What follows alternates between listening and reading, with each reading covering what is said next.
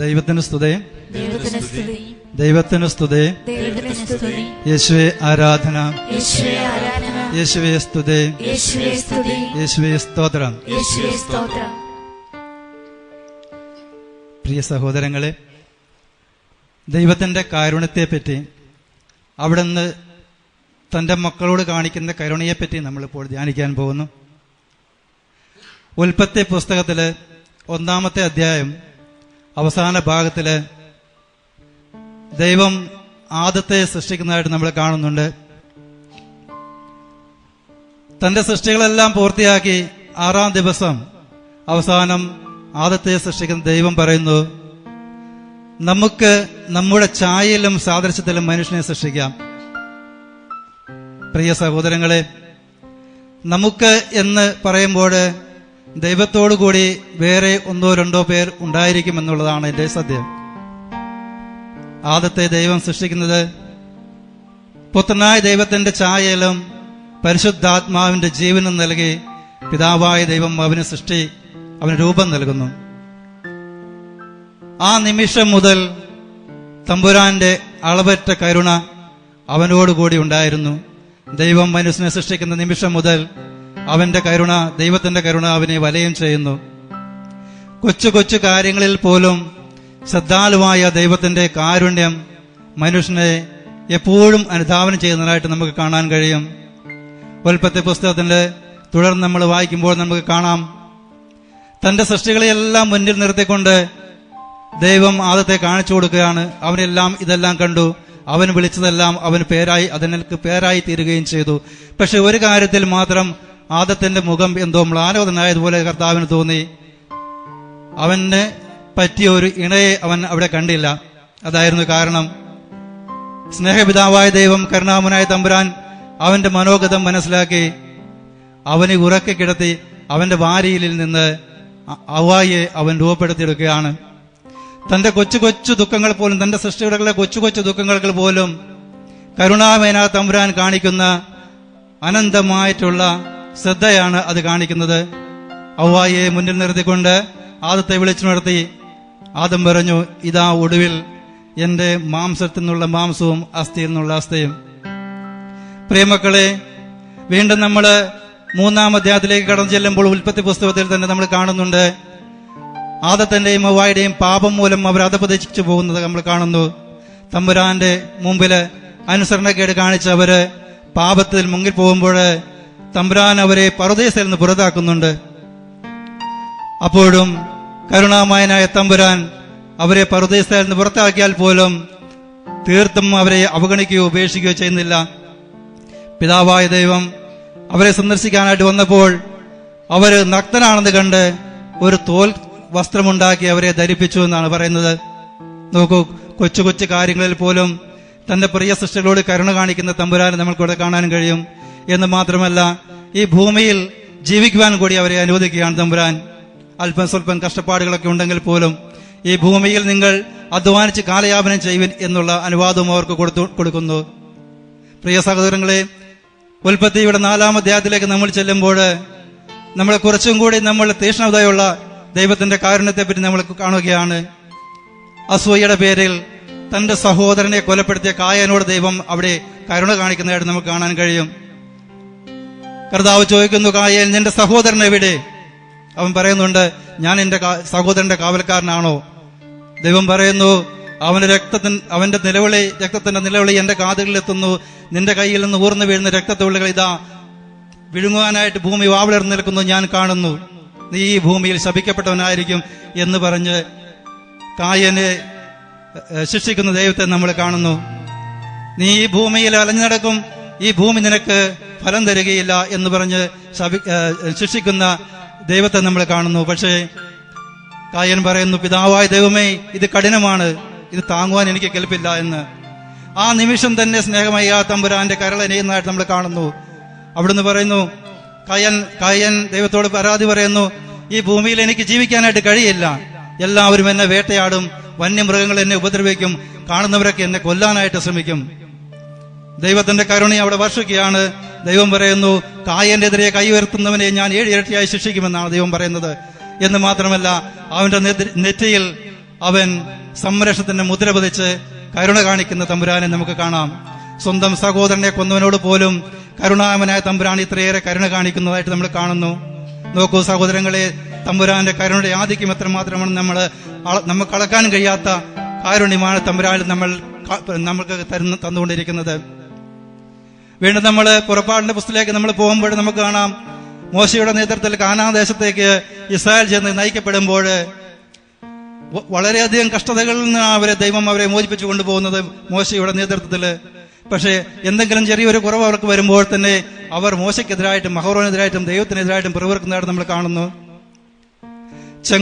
ചെങ്കടലിൽ രണ്ടായി പിളർത്തി മുന്നോട്ട് നയിച്ച അവരെ സംരക്ഷിച്ച ഫറവോയുടെ പട്ടാളത്തിന് സംരക്ഷിച്ച ആ ദൈവത്തെ അവർ മറന്നു. രാത്രിയിൽ അഗ്നിസ്തംഭമായിട്ടും പകൽ മേഘസ്തംഭമായിട്ടും അവർക്ക് തുണിയായി പോയ വഴികാട്ടിയായി പോയിട്ട് കാട്ടിക്കൊടുത്ത ആ തമ്പുരാന്റെ കാരണത്തെ അവർ മറന്നു. വിശന്നപ്പോൾ അവർക്ക് കാളപ്പക്ഷികളെ അയച്ചു കൊടുത്ത് മന്ന സ്വർഗത്തിൽ നിന്ന് മന്ന പൊഴിച്ചു കൊടുത്ത് ആവോളം ജലം പാറയിൽ നിന്ന് ഒഴുക്കി കൊടുത്ത ദൈവത്തെ അവർ മറന്നു ദൈവത്തിനെതിരെ പിറുപിറുക്കുകയാണ് അവർ ചെയ്യുന്നത്. തങ്ങളുടെ കാര്യങ്ങളെല്ലാം കൃത്യമായി നേടി കഴിയുമ്പോൾ വീണ്ടും തമ്പുരാനെതിരായിട്ട് പിറുപിറുക്കുന്ന ഇസ്രായേൽ ജനത്തെ നമ്മൾ അവിടെ കാണുന്നു. അവരെ തമ്പുരാന് ശിക്ഷിക്കുന്നതായിട്ട് നമ്മൾ കാണുന്നുണ്ട്. പക്ഷേ ആ തമ്പുരാന്റെ ശിക്ഷയോ തമ്പുരാന്റെ കോപമോ അത് നേരെ നീണ്ടു നിൽക്കുന്നില്ല. മോശ അവർക്ക് വേണ്ടി തമ്പുരാന്റെ തിരുസന്നതിൽ കൈയുയർത്തി പ്രാർത്ഥിക്കുമ്പോൾ ആ നിമിഷം തന്നെ തമ്പുരാൻ അവരുടെ കരുണ കാണിക്കുന്നു. പ്രിയ സഹോദരങ്ങളെ, വീണ്ടും അവർ നമ്മൾ സംഖ്യയുടെ പുസ്തകത്തിൽ നമ്മൾ കാണുന്നുണ്ട്, ഇസ്രായേൽ ജനം മരുഭൂമിയിലൂടെ കടന്നു പോകുമ്പോൾ വീണ്ടും ദൈവത്തിനെതിരെ അവർ കഠിനമായ പാപങ്ങൾ ചെയ്ത് ദൈവത്തെ അവർ ദ്വേഷിച്ച് മോശയ്ക്കും അഹരോനുമെതിരെ അവർ പിറുപിറുക്കുമ്പോൾ ദൈവം കോപാഗ്നനായി ആഗ്നേയ സർപ്പങ്ങളെ അയച്ച് അവരെ ശിക്ഷിക്കുന്നതായിട്ട് നമ്മൾ കാണുന്നുണ്ട്. ഇസ്രായേലിനും വളരെയധികം ഭയപ്പെട്ടു. തമ്പുരാന്റെ കോപം തങ്ങളുടെ മേൽ ആഞ്ഞു പതിക്കുന്നതായിട്ട് അവർക്ക് മനസ്സിലായി. അവർ പാപത്തിൽ നിന്ന് പിന്തിരിയാനായിട്ട് അവർ പരിശ്രമിച്ചു. അവരതിന് ഒരുങ്ങി. മോശയോട് അവർ പരാതി പറഞ്ഞു. മോശ ദൈവത്തിന്റെ മുമ്പില് മുട്ടുകത്തു നിന്ന് പ്രാർത്ഥിച്ചു. ദൈവം അരുളി ചെയ്തു, മോശെ, ഒരു പിത്തള സർപ്പത്തെ ഉണ്ടാക്കി മരുഭൂമിയിൽ നാട്ടി നിർത്തുക.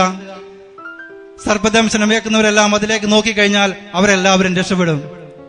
നോക്കുക പ്രിയ സഹോദരങ്ങളെ, തന്റെ പദ്ധതികളെല്ലാം തകിടം മറിച്ച് തന്റെ കൽപ്പനകളെല്ലാം ലംഘിച്ച് തമ്പുരാനെതിരെ ഇത്രയേറെ പാപങ്ങൾ ചെയ്തു കൂട്ടിയിട്ടും അവരെ അല്പം പോലും ശിക്ഷിക്കാതെ അവരോട് കരുണ കാണിക്കുന്ന തമ്പുരാന്റെ കാരുണ്യത്തെ നമ്മൾ തിരിച്ചറിയണം.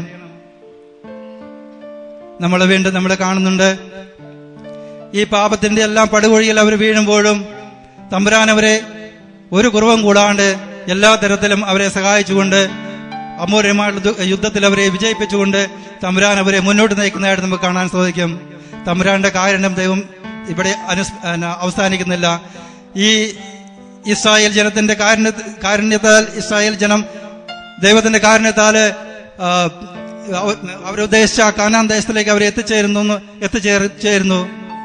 സ്നേഹ സഹോദരങ്ങളെ, നമ്മൾക്ക് ഓർക്കാം, തങ്ങളുടെ പാപങ്ങളെ ഓർത്ത് തമ്പുരാൻ നമ്മളോട് പറയുന്നുണ്ട്, പിതാക്കന്മാരുടെ കുറ്റങ്ങൾക്ക് 3-4 തലമുറ വരെ മക്കളെ ശിക്ഷിക്കുന്ന പിതാവിനെ ബൈബിളിൽ നമ്മൾ കാണാം. പക്ഷെ തമ്പുരാൻ പറയുന്നു, അതേ വാചകത്തിൽ തമ്പുരാൻ തുടർന്ന് പറയുന്നുണ്ട്, എന്റെ കൽപ്പനകൾ പാലിക്കുകയും എന്നെ സ്നേഹിക്കുകയും ചെയ്യുന്നവനെ 1000 തലമുറ വരെ ഞാൻ അനുഗ്രഹിക്കും, എന്റെ കരുണ അവനെ വലയം ചെയ്യുമെന്ന്. പ്രിയ സഹോദരങ്ങളെ, നമ്മുടെ പാപങ്ങൾ എത്രയായാലും നമ്മൾ ഏത് ചെളിക്കുഴിയിൽ കിടന്നാലും അവയൊന്നും ഓരോന്ന് എണ്ണി എണ്ണി നമ്മളോട് പകരം ചോദിച്ച് എഴുതി വെച്ച് നമ്മളെ ശിക്ഷിക്കുന്നതിനല്ല നമ്മുടെ കാരുണ്യവാനായ ദൈവം. യെശയ്യാ പ്രവാചകന്റെ പുസ്തകത്തിൽ 18:1 പറയുന്നു, നിങ്ങളുടെ പാപം കടും ചുവപ്പാണെങ്കിലും അത് ഞാൻ മഞ്ഞ് പോലെ വെളുപ്പിക്കും, രക്തവർണ്ണമാണെങ്കിലും അത് കമ്പിളി പോലെ ഞാൻ വെണ്മയുള്ളതാക്കുമെന്ന് തമ്പുരാൻ നമ്മളോട് പറയുന്നു. നമ്മുടെ പാപങ്ങളുടെ കാഠിന്യം എത്ര വലുതാണെങ്കിലും തമ്പുരാൻ നമ്മളോട് കരുണ കാണിക്കുന്നതായിട്ട് നമ്മൾ തിരുവചനത്തിൽ നമ്മൾ കാണുന്നുണ്ട്. സഹോദരങ്ങളെ, നമ്മൾ പുതിയ നിയമത്തിലേക്ക് കടന്നു വന്നു കഴിയുമ്പോൾ ഈശോയുടെ സ്നേഹം, ഈശോയുടെ കാരുണ്യം നമ്മളോട് കൂടിയായിരിക്കുന്നതായിട്ട് നമ്മൾക്ക് കാണാനായിട്ട് കഴിയും. പഴയ നിയമത്തിൽ തമ്പുരാൻ ശിക്ഷണത്തിലൂടെയും ശിക്ഷയിലൂടെയും ദൈവജനത്തെ കരുണയിലേക്ക് ആനയിച്ചുവെങ്കിൽ ഇവിടെ ഇതാ തമ്പുരാൻ നമ്മുടെ കൂടെ നടക്കുന്നു. പുതിയ നിയമത്തില് ലൂക്കാസ് സുവിശേഷകൻ തന്റെ 15-ാം അധ്യായത്തില് തമ്പുരാന്റെ കരുണയുടെ വിവിധ ഭാവങ്ങൾ, അവന്റെ ആർദ്രയുടെ വിവിധ ഭാവങ്ങൾ നമുക്ക് വരച്ചു കാട്ടുന്നുണ്ട്. അതിൽ പ്രധാനമായിട്ട് 3 സംഭവങ്ങൾ 3 കഥകൾ നമുക്ക് വെളിപ്പെടുത്തിയിരുന്നു തമ്പുരാന്റെ കാരുണ്യത്തിന്റെ മകുടോ ഉദാഹരണങ്ങളുമായിട്ട്. ഒന്ന്, കാണാതായ ആടിന്റെ ഉപമ, നാണയത്തിന്റെ ഉപമ, ധൂർത്തൂതന്റെ ഉപമ. പ്രിയ സഹോദരങ്ങളെ, കരുണയുടെ സുവിശേഷം എന്ന് ഈ ഭാഗം അറിയപ്പെടുന്നു. അതിന് കാരണവുമുണ്ട്. നമ്മൾ കാണുന്നു, ധൂർത്തപുത്രൻ തന്റെ പിതാവിന്റെ സന്നദ്ധയിലായിരുന്നപ്പോൾ എല്ലാവിധത്തിലുള്ള സൗഭാഗ്യങ്ങളും അനുഭവിച്ചനാണ്. അവൻ സുബോധവും ഉണ്ടായിരുന്നു. ഒരു പ്രഭാതത്തിൽ അവന് പെട്ടെന്ന് സുബോധം നഷ്ടപ്പെട്ടു. അവൻ വിചാരിച്ചു തന്റെ പിതാവിന്റെ പക്കലേക്കാൾ കൂടുതൽ എന്തോ സൗഭാഗ്യം അവന് ലഭിക്കുമെന്ന്. ലൗകിക സുഖങ്ങളുടെ പിന്നാലെ അവൻ തന്റെ സമ്പത്തെല്ലാം വാരിക്കൂട്ടി അവൻ ഓടിപ്പോവുകയാണ്. തന്റെ സമ്പത്തുകളെല്ലാം നശിച്ചു, അവന്റെ ആരോഗ്യം നശിച്ചു. അവനെ കൂട്ടുകൂടാൻ ആരുമില്ലാത്ത അവസ്ഥയിൽ പാപത്തിന്റെ പടികുഴിയിൽ പന്നിക്കുഴിയിലായിരിക്കുമ്പോൾ അവന് വീണ്ടും സുബോധം തിരിച്ചു വന്നു. അവനിങ്ങനെ വിചാരിച്ചു, ഞാൻ എന്റെ പിതാവിന്റെ പക്കലേക്ക് പോകും. എത്രയോ ദാസന്മാർ അവിടെ സുഭിക്ഷമായിട്ട് ജീവിക്കുന്നു. എന്റെ പിതാവിനോട് ഞാൻ പറയും, പിതാവേ, നിന്റെ പുത്രനെന്ന് വിളിക്കപ്പെടാൻ യോഗ്യനല്ല, നിനക്കെതിരായും സ്വർഗത്തിനെതിരായി ഞാൻ പാപം ചെയ്തു പോയി എന്ന്. തിരിച്ചു വരുന്ന ആ പുത്രനെ ദൂരത്തു നിന്ന് തന്നെ പിതാവ് കാണുകയാണ്. പ്രിയ സഹോദരങ്ങളെ, നഷ്ടപ്പെട്ടു പോയ തന്റെ പ്രിയപുത്രൻ ദൂരത്തു നിന്ന് ആ പിതാവ് അവനെ കാണുന്നുവെങ്കിൽ അവൻ അവിടെ നിന്ന് പോയ ദിവസം മുതൽ തന്റെ മകന്റെ തിരിച്ചുവരനായിട്ട് ആ പിതാവ് ആകാംക്ഷയോടെ കാത്തിരിക്കുന്നത് കൊണ്ടാണ്. അവനോട് അത്രയും സ്നേഹവും കരുണയും ഉള്ളത് കൊണ്ടാണ് ദൂരത്ത് വെച്ച് തന്നെ അവനെ കാണാൻ കഴിഞ്ഞത്. അവന് സുബോധമുണ്ടായിരുന്നു. ഈ സുബോധത്തോടുകൂടി അവന് തിരിച്ചു വരുവാനുള്ള സാധ്യതയും ഉണ്ടായിരുന്നു. ദൂരത്ത് വെച്ച് തന്നെ കണ്ട തന്റെ പുത്രനെ കണ്ട പിതാവ് അവനെ മാറോട് ചേർത്ത് അവന്റെ നിറകയിൽ ചുംബിക്കുന്നു. അവനെ ആടയാഭരണങ്ങൾ അണിയിക്കുന്നതായിട്ട് നമ്മൾ കാണുന്നു. കൊഴുത്ത കാളക്കുട്ടിയെ കൊന്ന് അവർ വിരുന്നൊരുക്കുന്നതായിട്ട് നമ്മൾ കാണുന്നു. നോക്ക് മക്കളെ, തമ്പുരാന്റെ കാരുണ്യം. തിരിച്ചു വരാൻ സാധ്യതയുള്ള, വിവേകത്തോടുകൂടി തിരിച്ചു വരാൻ സാധ്യതയുള്ള മക്കളെ തമ്പുരാൻ വഴിക്കണ്ണുമായി നോക്കിയിരുന്ന് തന്റെ നെഞ്ചിലേക്ക് ചേർത്ത് പിടിക്കുന്നു.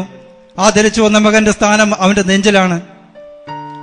കാണാതെ പോയ ആടിന്റെ ഉപമയിലൂടെ തമ്പുരാൻ നമ്മളോടുള്ള കാരുണ്യത്തിന്റെ മറ്റൊരു മുഖം വരച്ചു കാണുകയാണ് ഇവിടെ സുവിശേഷകൻ.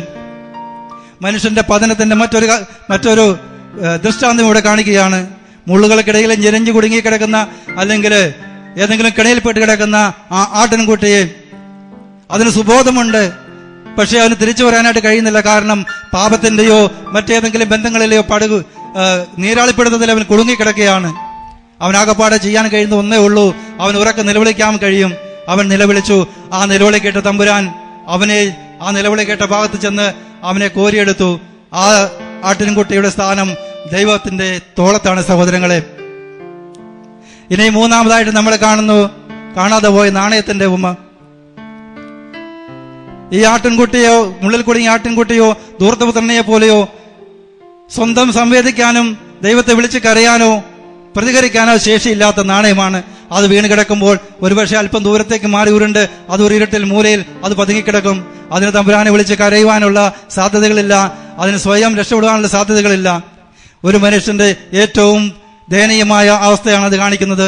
എല്ലാ തരത്തിലും അവൻ പാപത്തിന്റെ ബന്ധനത്തിൽ മുഴുങ്ങി നാശത്തിന്റെ ഏറ്റവും അടുത്തിൽ ചെന്ന് നിൽക്കുന്ന ആ മനുഷ്യനെ ഈ നാണയം സൂചിപ്പിക്കുമ്പോൾ തമ്പുരാൻ അവനെ വീണ്ടെടുക്കുന്നതോ തമ്പുരാന്റെ കരുണ അവനിലേക്ക് എത്തിച്ചേരുന്നത് എങ്ങനെയാണ് മക്കളെ? വിളക്ക് കൊളുത്തി അവൻ തിരയുകയാണ് ഈ നാണയത്തെ. എവിടെയോ കിടക്കുന്നുണ്ട് എന്റെ പ്രിയപുത്രൻ, അവന് എന്നെ വിളിച്ചപേക്ഷിക്കാൻ പോലും ശക്തിയില്ല, അവൻ അത്ര പേരും തകർന്നിരിക്കുന്നു.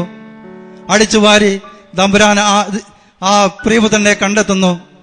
അവന്റെ സ്ഥാനം എവിടെയാണെന്ന് പറയുന്നില്ല ബൈബിളില്.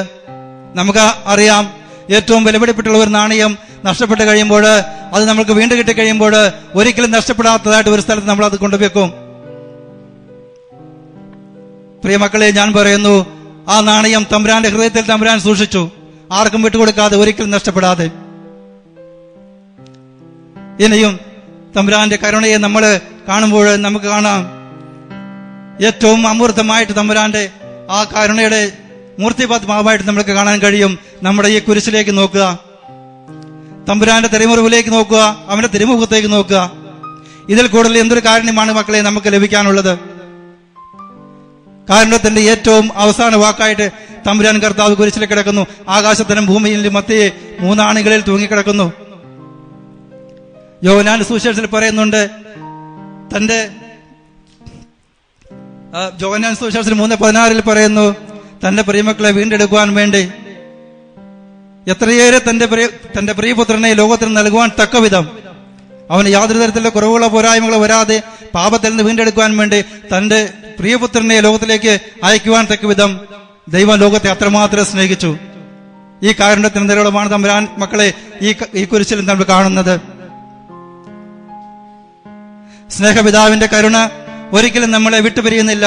നമ്മൾ ഏത് അവസ്ഥയിലായിരുന്നാലും, നമ്മൾ ഏത് പാപക്കുഴിയിലായിരുന്നാലും, നമുക്ക് സംവേദിക്കാൻ സാധ്യമല്ലെങ്കിലും സംവാദിക്കാൻ സാധ്യമല്ലെങ്കിലും, നമ്മുടെ പ്രതികരണശേഷി നഷ്ടപ്പെട്ടാലും, സ്വയം തമ്പുരാനിലേക്ക് നമുക്ക് എത്തി നോക്കാൻ കഴിഞ്ഞില്ലെങ്കിലും, സ്നേഹനിധിയായ തമ്പുരാൻ തന്റെ കരുണയുടെ ആ കരസ്പർശത്താല് നമ്മളെ തമ്പുരാന്റെ തിരുഹൃദയത്തിലേക്ക് ചേർത്ത് നിർത്തും. അവൻ നമ്മുടെ തോളിൽ കയറ്റി നമ്മളെ നിർത്തും. അവന്റെ നെഞ്ചോട് അവൻ ചേർത്ത് നിർത്തി പുത്രസ്ഥാനം നമുക്ക് തിരിച്ചു നൽകും. യേശുവിൽ പ്രിയമുള്ള കുഞ്ഞുങ്ങളെ, നാം ഏത് പാപത്തിന്റെ ചെളിക്കുഴിയിലാണെങ്കിലും, ഏത് രോഗത്തിന്റെ തളർന്ന അവസ്ഥയിലാണെങ്കിലും, നാശത്തിന്റെ പടുകുഴിയിലാണെങ്കിലും, അവിടുത്തെ അനന്ത കാര്യം നമ്മളെ എപ്പോഴും വലയം ചെയ്യുന്നു. അവിടുന്ന് നമ്മളെ ഉപേക്ഷിക്കുന്നില്ല.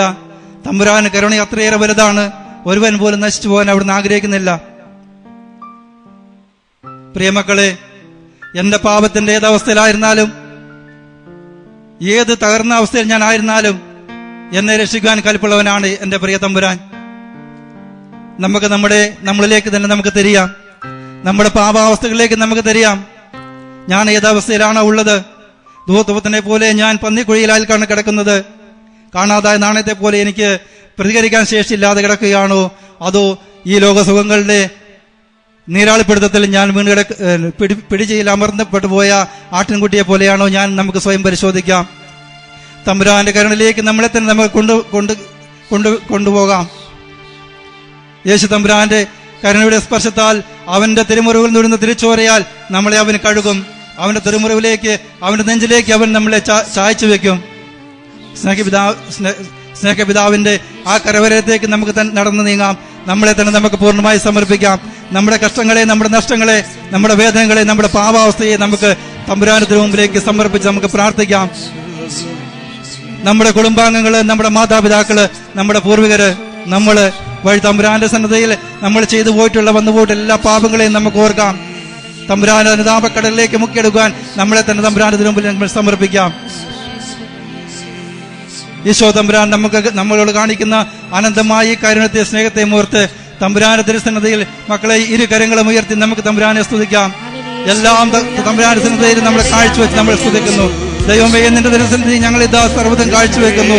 ദൈവമേ, നിന്നെ ഞങ്ങൾ ആരാധിക്കുന്നു, സ്തുതിക്കുന്നു. ദൈവമേ, ആരാധന.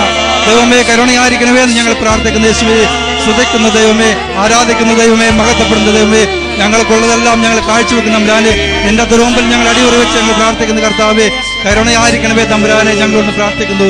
ദൈവമേ, ആരാധന. ദൈവമേ, സ്തുതി. ദൈവമേ, സ്തോത്രം. ദൈവമേ, ആരാധന. യേശുവേ, നന്ദി. യേശുവേ, സ്തുതി. യേശുവേ, ആരാധന.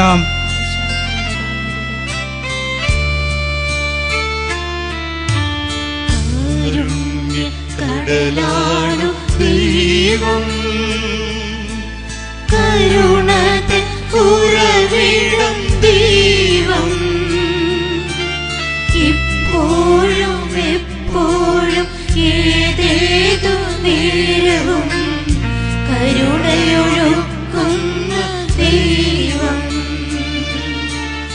ഇപ്പോഴും എപ്പോഴും ഏതേതു നേരവും കരുണയൊഴുക്കുന്ന ദൈവം,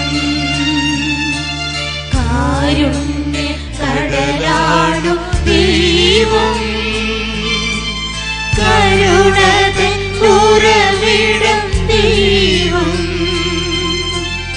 ഇപ്പോഴും എപ്പോഴും ഏതേതു നേരവും കരുണയൊഴുക്കുന്ന ദൈവം, ഇപ്പോഴും എപ്പോഴും ഏതേതു നേരവും കരുണയൊഴുക്കുന്ന ദൈവം.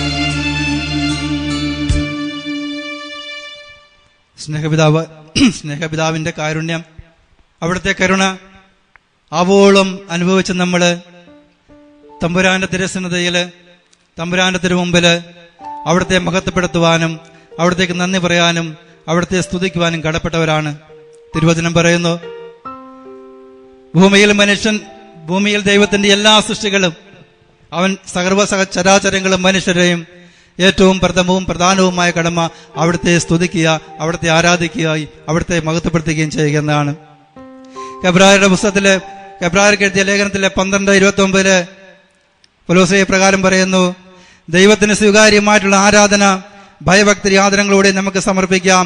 കാരണം ദൈവം അഗ്നിയാണ്.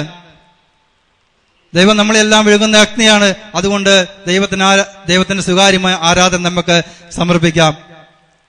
പ്രിയ സഹോദരങ്ങളെ, നമ്മുടെ അനുദിന ജീവിതത്തില് നമ്മൾക്ക് ലഭിക്കുന്ന അനുഗ്രഹങ്ങളെ നമ്മൾ നന്ദിയോടെ ഓർക്കാറുണ്ടോ? ഈ പ്രപഞ്ചത്തെ സൃഷ്ടിച്ച് നമ്മൾക്ക് വേണ്ടി തന്ന ദൈവത്തെ നമ്മൾ ഓർക്കാറുണ്ടോ? കാറ്റും കടലും മലയും കടലിലെ ജീവജാലങ്ങളും കരയിലെ ജന്തു സസ്യ എല്ലാ വിഭവങ്ങളും പൂക്കളും പറവകളും സൃഷ്ടിച്ച ദൈവത്തെ നമ്മൾ സ്തുതിക്കാറുണ്ടോ? എല്ലാ സൃഷ്ടജാലങ്ങളും ദൈവത്തെ സ്തുതിക്കണമെന്നും മഹത്വപ്പെടുത്തണമെന്നും അവിടുന്ന് ആഗ്രഹിക്കുന്നു. പ്രിയ സഹോദരങ്ങളെ, നമ്മൾക്ക് വേണ്ടി ഈ പ്രപഞ്ചത്തെ സംവിധാനം ചെയ്ത ദൈവത്തെ നമുക്ക് സ്തുതിക്കാം, അവിടുത്തെ നമുക്ക് മഹത്വപ്പെടുത്താം. പ്രിയ കുഞ്ഞുങ്ങളെ, അനുദിന ജീവിതത്തില് നമുക്ക് ലഭിക്കുന്ന എല്ലാ അനുഗ്രഹങ്ങളെയും ഓർക്കാം. നമുക്ക് തമ്പുരാനത്തിന് മുമ്പില് ഓരോ ദിവസവും തമ്പുരാൻ നമ്മളെ ഏതെല്ലാം വഴികളിലൂടെയാണ് നടത്തുന്നത്. യേശു തമ്പുരാനെ എല്ലാ സ്തുതിയും ആരാധനയും നമുക്ക് സമർപ്പിക്കാം. അവിടെ നമുക്ക് നൽകുന്ന നന്മകളെ നമുക്ക് ഓർക്കാം. നമ്മുടെ ഭവനങ്ങളിലുള്ളവര് നമ്മുടെ ശരീരത്തിൽ തന്നെ നമുക്ക് ദൈവത്തെ മഹത്വപ്പെടുത്താം. നമ്മുടെ ഭവനങ്ങളിലൂടെ നമുക്ക് നൽകുന്ന അനുഗ്രഹങ്ങളെ ഓർത്ത് ദൈവത്തെ നമുക്ക് മഹത്വപ്പെടുത്താം. തിരുസഭയിലൂടെ നമുക്ക് നൽകുന്ന അനുഗ്രഹങ്ങളെ ഓർത്ത് നമുക്ക് തമ്പുരാനെ മഹത്വപ്പെടുത്താം. കൂദാശകളിലൂടെ നമുക്ക് നൽകുന്ന അനുഗ്രഹങ്ങളെ ഓർത്ത് നമുക്ക് മഹത്വപ്പെടുത്താം.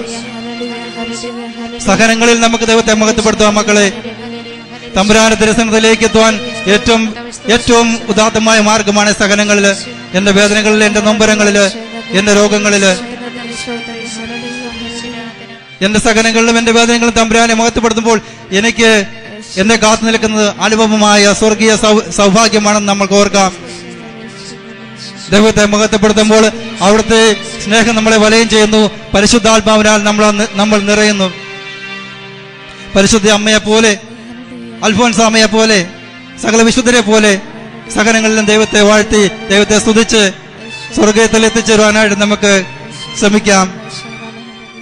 കുരിശിലേറ്റപ്പെട്ട തമ്പുരാനെ പോലെ പീഡാസഹന വേളയിൽ തമ്പുരാനെ മഹത്വപ്പെടുത്തി, പിതാവെ എന്റെ ഹിതമല്ല അവിടുത്തെ ഹിതം നിറവേറട്ടെ എന്ന് പറഞ്ഞ് പിതാവിനെ മഹത്വപ്പെടുത്തി തമ്പുരാനെ നോക്കി തമ്പുരാനോട് ചേർന്ന് നമുക്ക് ദൈവത്തെ മഹത്വപ്പെടുത്താം.